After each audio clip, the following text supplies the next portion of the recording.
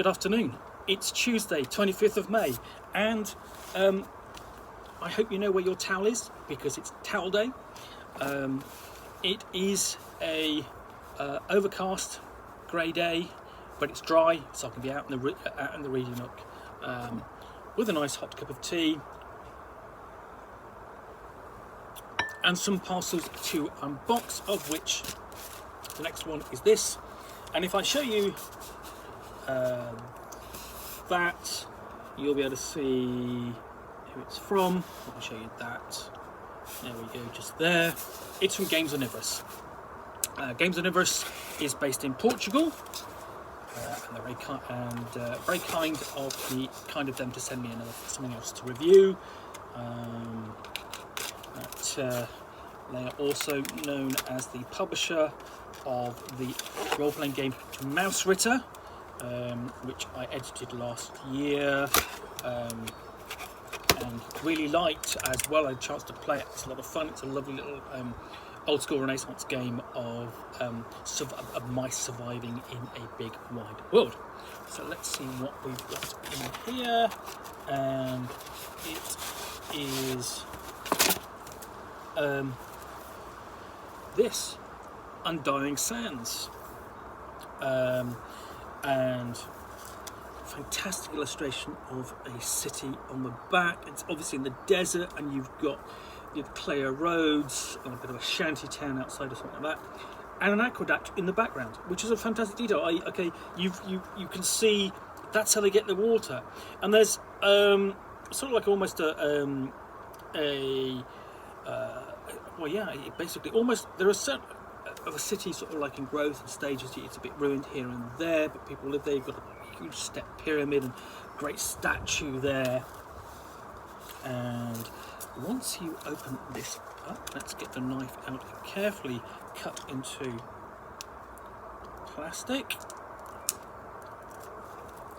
because it is. So there we go.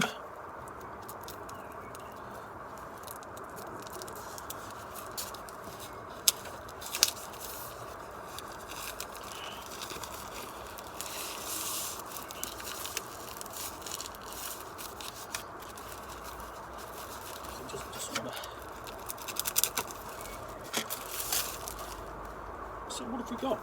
Okay, so Undying Sands. Okay, this is a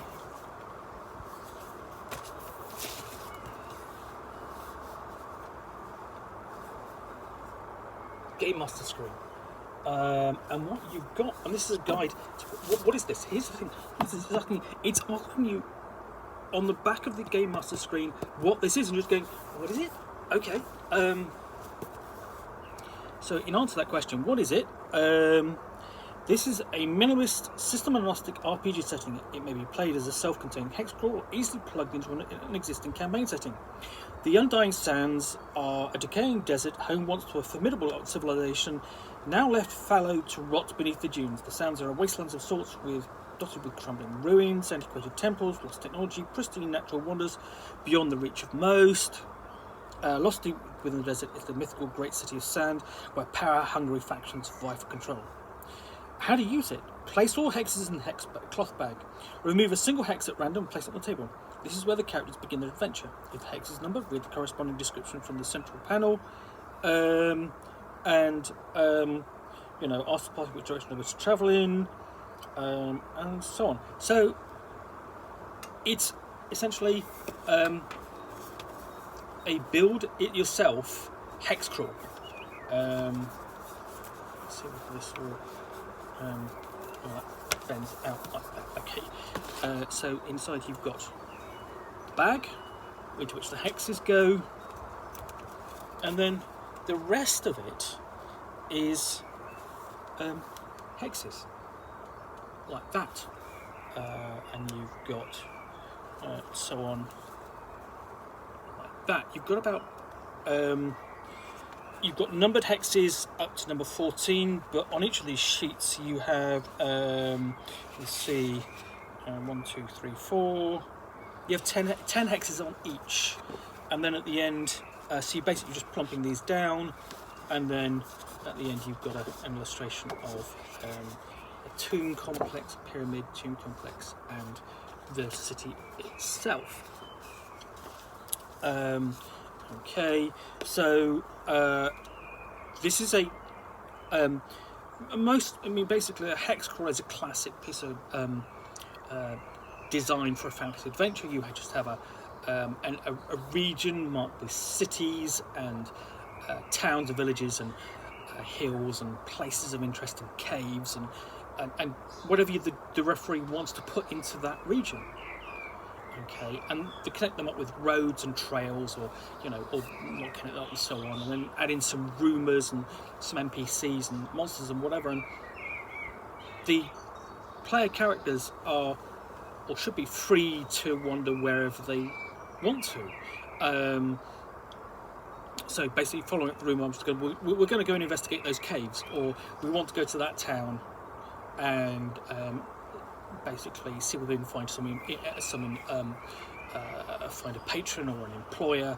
Oh, let's do some rumours to go. Oh, that sounds like an interesting rumour. Oh, there attacks of bandits somewhere. Let's go and follow that up. That sort of thing. But this is a bit different. It has everything there. So essentially, what the publisher could have done was take the Undying Sands and essentially just lay it out however he wanted. It could have been, here's my Undying Sands, like you almost get in every other role-playing game. Okay, set hex crawl. Okay, here's basically pre-designed already.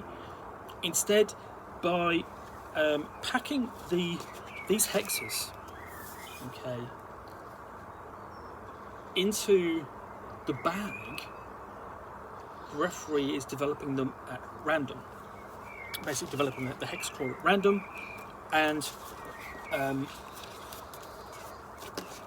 but doing it behind, doing it in front of the player characters, because essentially it's being put there. The hexes are being pulled up, basically nice cardboard, putting down on the table.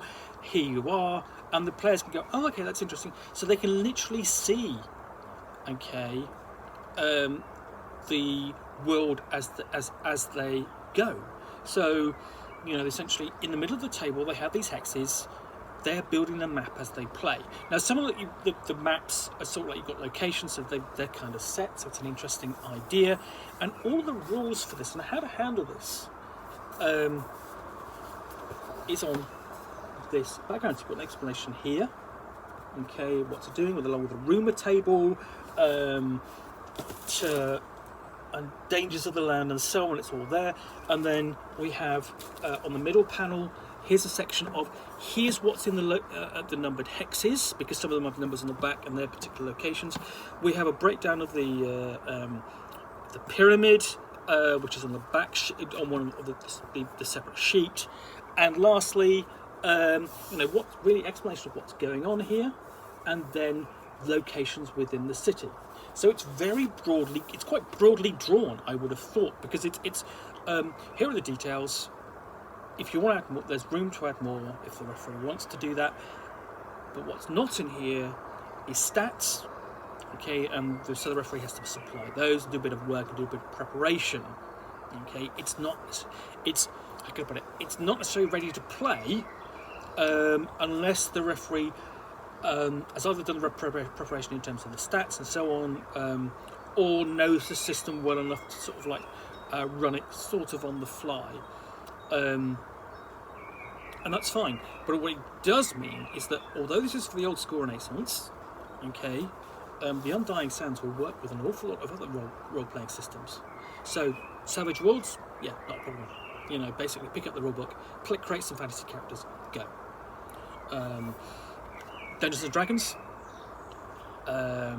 whether that's 5th edition, advanced Dungeons and Dragons 1st edition, or Labyrinth Lord, or Lamentations of the Flame Princess, or Old School Essentials, it would all work with those.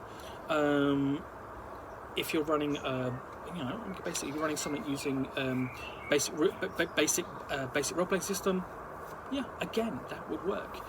Take the fantasy system or set of mechanics of your choice, and just drop it into that and go. This is systemless. It would work with any set of mechanics you prefer to use. Whether that could include, like, for example, the Synthesis system, which is the essentially the OGL version of Traveller, but there's a fantasy version, Swords of Synthesis, okay, as well. It will work with that, I'm presuming. So yeah, I'm looking forward to reviewing this. It will go on the list. I think this is nice and clever. It's probably, I would suspect, a little gimmicky, but you could get a lot of play out of this just as a campaign, at whatever level you want, because it's not really kind of set at any level. It's systemless. You adjust it to fit the campaign. You kind of level the campaign and the kind of style you want to play. So I'm quite impressed by the physicality of that. I'll see what it's like when I sort of dig into it and do the review. But, okay, so that's Undying Sands from Games Omnivorous. So once again, thank you for watching another unboxing in the Nook. If you've enjoyed this, please do click the like button down below. If you've got any comments or feedback, I do take the time to read those and respond. And lastly, of course, if you want to be alerted to yet more unboxing in the Nook, where I'm out here with a nice hot cup of tea,